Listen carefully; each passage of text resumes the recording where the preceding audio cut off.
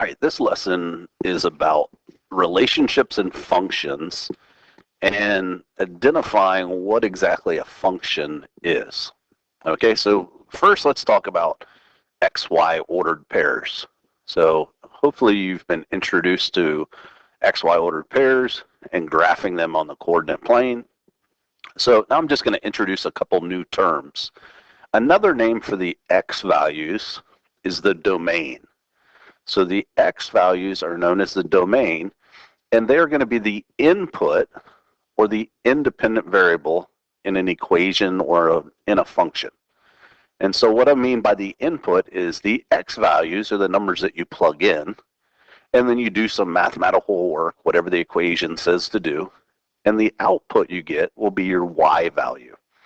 And those Y values are called the range, and those are your dependent variable.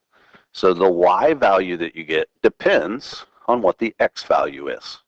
So you plug in an X value, and then you get a Y value out. Now, X comes before Y in the alphabet. That's an easy way to remember which is first in an ordered pair. And domain comes before range in the alphabet. The D comes before R. So that's how I remember it. So the domain goes with the X. Let me just write this up above here. So this is your domain, and this is your range. So D comes before R, X comes before Y. And if that all sounds a little confusing, just stick with me, and you'll understand this by the end, okay? So I just want to introduce the concept of the X value being called the domain and the Y value being called the range. So what is a function? Well, first of all, let's identify, or let's find out how we can identify if a given relationship constitutes a function. So if you're given some data and you're asked to determine, does this data create a function or come from a function? I'm going to show you two different ways you can figure it out. So the first way is called a mapping diagram. So remember that the X values are the domain. So when it asks you to list the domains, so I've got 1, 2, 3, 4 ordered pairs here. And again, remember these are just X, Y ordered pairs. So each of these is an X and a Y. That's a Y, I promise. Let me erase that. Sorry, I've been on spring break, so I've forgotten how to write. All right, so each of these is an XY ordered pair. And so when you're asked to list the domain, all you're going to do is list the X values, and we put those in order from least to greatest. So if we look at all our X values, -2 would be the smallest one. Let me keep my colors consistent here. So I got blue for the domain. So I got -2, and these are actually already in numerical order. -2, 0, 4, and 5. Those are my domains. All right. The range is just the Y values. And again, we want to put these in order from least to greatest. So 0.5 would be the least. And then I have 2.5. And I don't have to list the 2.5s twice. Well, actually I will. I'll list them twice. Let me think about that a second. Do I want to list them twice or not list them? So we're just going to list those once. So there's two 2.5s, but we're just going to list the 2.5 once, and then 6.5. So don't list things more than once in your domain and range, okay? And now this is called a mapping diagram. So what I'm going to do in this box is I'm going to write my domain value. So I'm going to write -2, 0, 4, and 5. And then in this box, I'm going to list my range values. So I have 0.5, I have 2.5, and I have 6.5. And the reason this is called a mapping diagram is I'm going to draw a line from the domain value to its matching range value. So -2, going back to my ordered pairs here, -2 goes with 0.5. So I draw a line going from -2 to 0.5. All right, 0 maps to 2.5, so 0 goes to 2.5, and 4 goes to 6.5, and 5 goes to 2.5. So it goes over here. All right, this is called a mapping diagram. All right, so how can I use this to determine if this data is a function? So the way this works is each domain value can map to only one range value. So -2 maps to one range value, 0 maps to one range value, 4 maps to 1, 5 maps to 2.5. So this would be a function. Another way of looking at this is when you're looking at your domain and range, you can't have any repeating x values. You can have repeating y values though. That's okay. So see here, this number was mapped to 2 different things. That's okay. But each domain can only go to one range value. So that's how you use a mapping diagram to determine if it's a function. So each domain goes to one range. So let me just write that down. Each domain value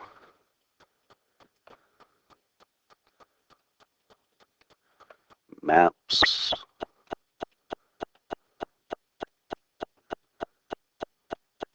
to just one range value.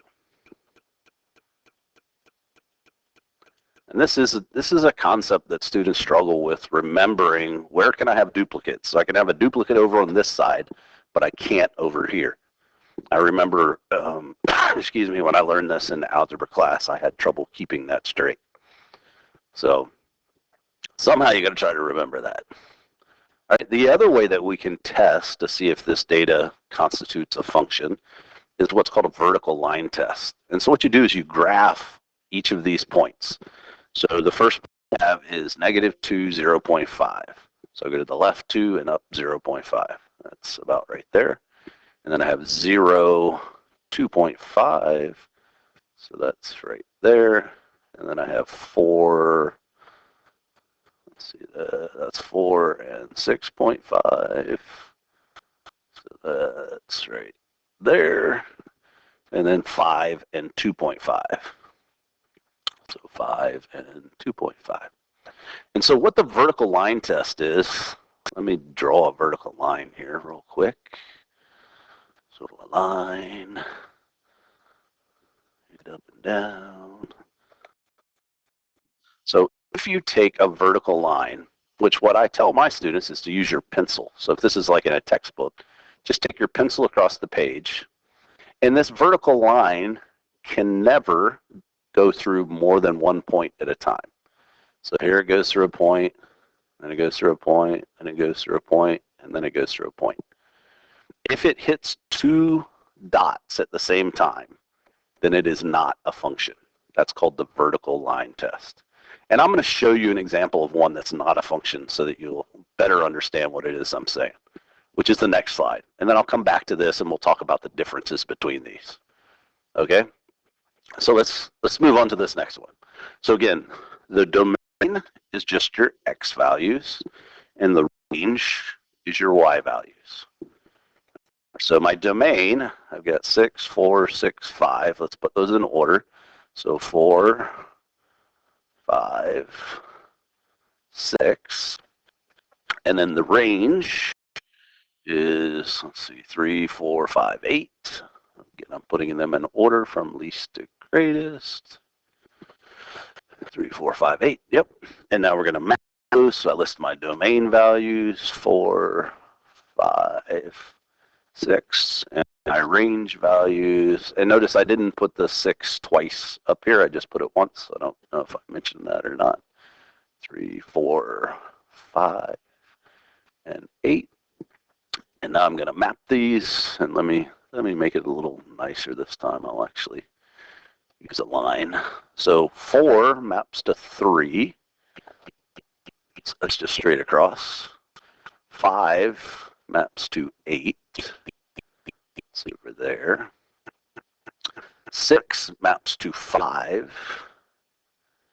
And 6 maps to this right here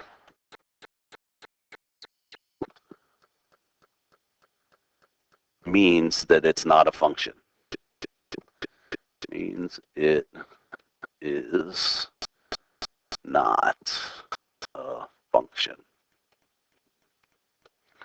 So each domain value can only map to one range value.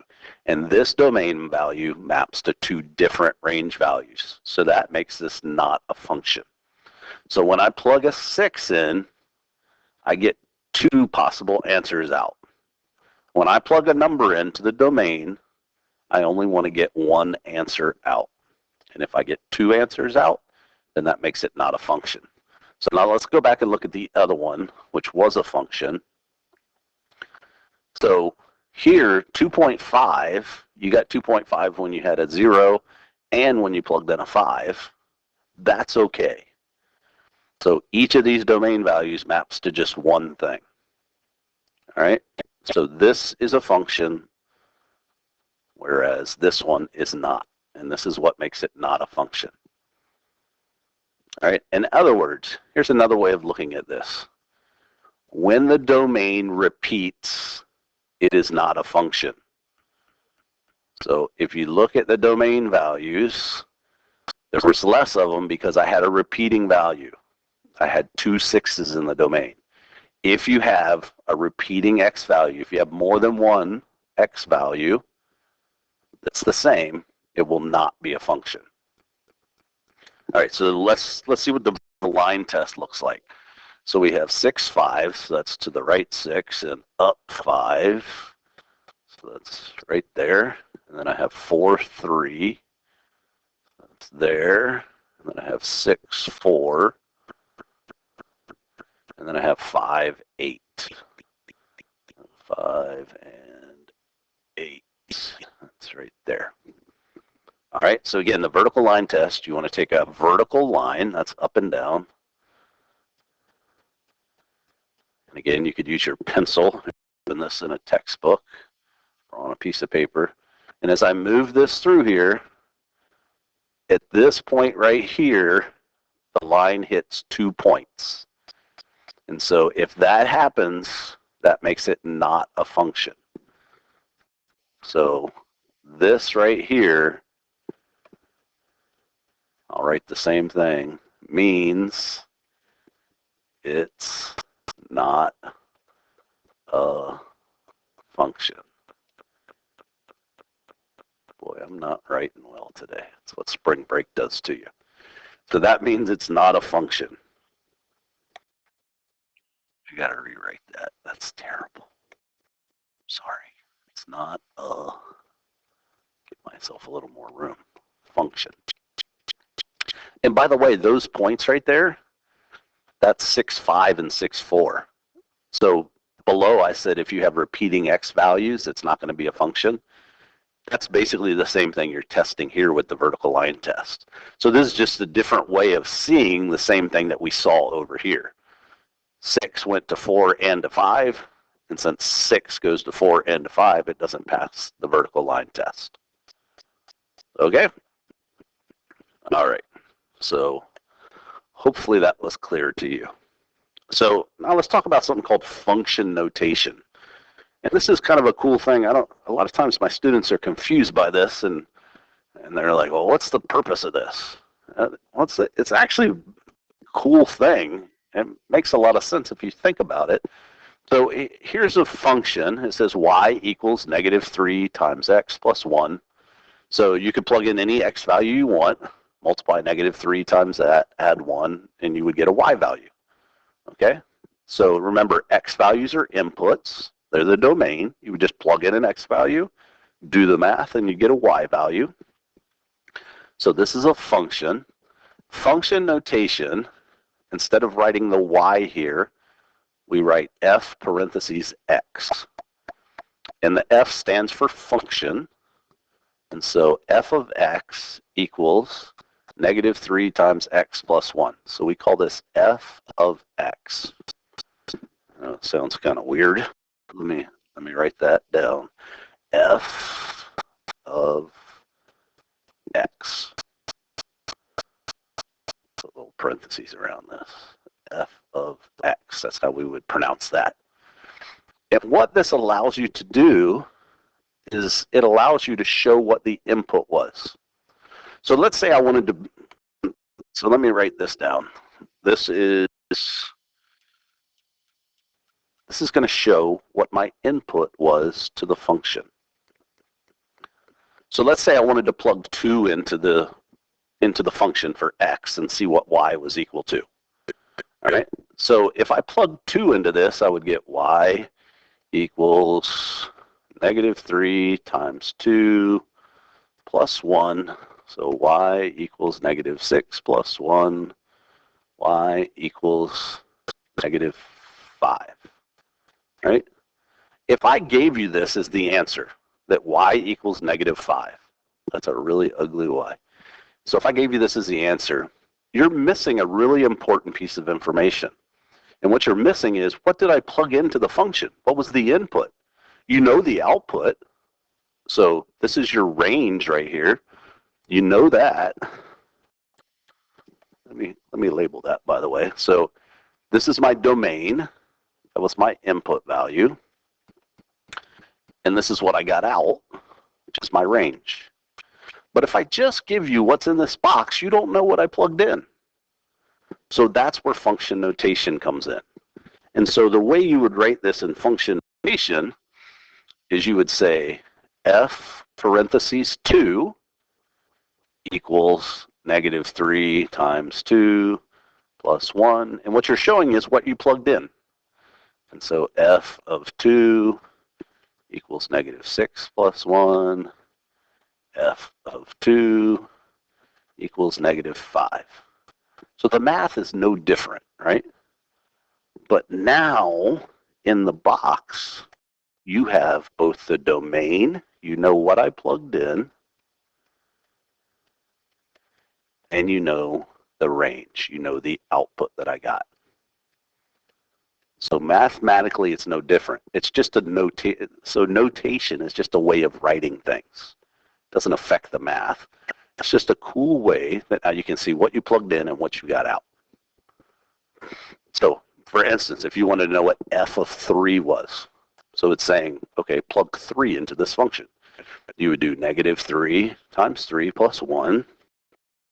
So you'd have f of 3 equals -9 plus 1. F of 3, that's an ugly f, equals -8. I have to practice my writing before school starts tomorrow. Jeez. And again, what you have here is this was your input. That's what you plugged in for x. It's your domain. And this is what your answer was for that domain. This is your range. Oh, and by the way, the result of this, what you get is an ordered pair that you could then graph. So you have an x value that you plugged in, and you have your y value that you got when you solve this. All right, so that's function notation. So hopefully you understand why that could be useful. All right, so here's the type of problem you might see. So they're going to give you a function, and they're going to give you a domain. All they're doing is giving you a list of x values that they want you to plug into this function. And what you get out of that, the answers you get, will be the range. Okay, so they just plug in these values. 1, 2, 3, 4. So I'm going to make this little table here just to keep track of my data. 2, 3, 4. Those are the x values, and they told me that that's what they wanted to use, because they said if the domain of f of x is this, so they're telling you that your domain for those values, that's what they want you to plug in for x. So again, domain is your x values. And then we're just going to plug each of these in and get the output, which is the range. All right, so we'll do f of 1. So I'm going to plug in 1, do -1.5 times 1 plus 4. That's 2.5. And then I'm going to do f of 2. Let me go ahead and write this answer over here. 2.5. So when I plugged in 1, I got 2.5 out.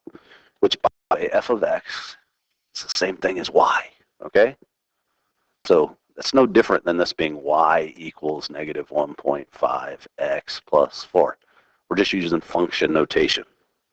So f of 2 equals negative 1.5 times 2 plus 4, so that's negative 3, and I forgot the 4. So it's negative 3 plus 4, that's positive 1. So when I plug in a 2, I get a 1 out.